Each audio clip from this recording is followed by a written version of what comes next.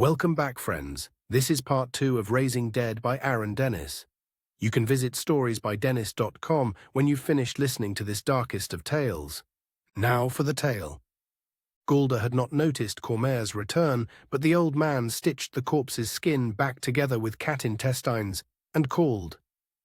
"Come here, boy." Gulda shut the tome and placed it back on the shelf before approaching. "Listen to my words and know them. O darkest of rituals. His open hands raised on high. Let it be known there is no final resting place. Grave servitude is what I demand. The area around Cormair's form started to darken. Take into your form this air. It is not wind, but the breath of life. My breath." For the first time, as Gulda had witnessed raisings before, he noted an ephemeral tendril emerge from the deceased's abdomen, the place where the flower rested. It gave a subtle indigo glow. During Cormair's pause, and while the tendril continued to emerge, another tendril, one from the necromancer, came forth. It was black as night. What was yours to command is now mine. Your life, your thoughts, your needs. The space surrounding Cormair grew darker. The darkness was consuming him. Gulda scarcely saw his master anymore. He was little more than a voice. Facets of life, mere reflections of the soul, are mine to manipulate. Rise, rise, rise. I command it. At the climax of the spell, the body on the table stirred. Cormair grew silent, and the darkness diminished. Both men's tendrils returned to their bodies. Stand, Revenant. The man came to his feet. Gulda, Sir? did you see it? The connecting link? Naturally. I did, sir. I thought they were going to touch, but... Nonsense. I could not possibly affect his connecting link with mine. I can, however, affect the world with my link in a manner which causes the world to affect his link. Perplexing. Now, you send this monster to secure the Lifestone from the Abbey?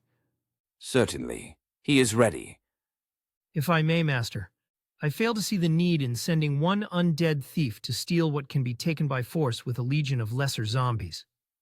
Revenant, Cormair called, momentarily ignoring his apprentice. you will look into my memory and know this location. The old man walked to his creation, placed hands on his face, and brought his eyes close to the monster's. They looked into each other's eyes for a moment. Do you see it? The monster nodded. Now you will look into my memory and see the item I require. Do you see it? Again the monster nodded. You will utilize your experience as a thief and recover this jewel. Though you were weak and slow as a man, you are quick and strong as a monster. Go. The Revenant groaned and darted out of the sepulchre. Gulda remained staring at his master, knowing full well that, in time, an answer to his question was coming. Cormair turned to him. It does not do well to bring down a wall to smash a gnat. Subtlety, my boy. I don't understand. Gulda complained. I wish to, but what good is all this power, and what good is immortality, if you are to remain in this dreadful place? Cormair nodded slowly. He drew back his hood, sat down on a wooden chair, and looked up at the ceiling. Gulda was slightly nonplussed and cocked a brow. It is often I ask myself such simple questions. Working with unlife is not about power, not as misunderstood by so many who wish to rule kingdoms. It is about control, mastery. I started on this path years ago. I cannot recall a time in which I did not wield magic, but raining fire upon enemies was never my concern. Mine was a quest to unravel the mysteries of life and death. What dusty tomes I perused in the great library provided little knowledge, yet we have all, or rather those of us who deal in magic, have come across a zombie or two, so I ventured off in search of necromancers. As you no doubt have found out yourself, it is difficult to track one down. I found an old man by following a ghoul back to his lair. This old man, his name was Balder, was in need of an apprentice, a liaison, if you will, into the common world.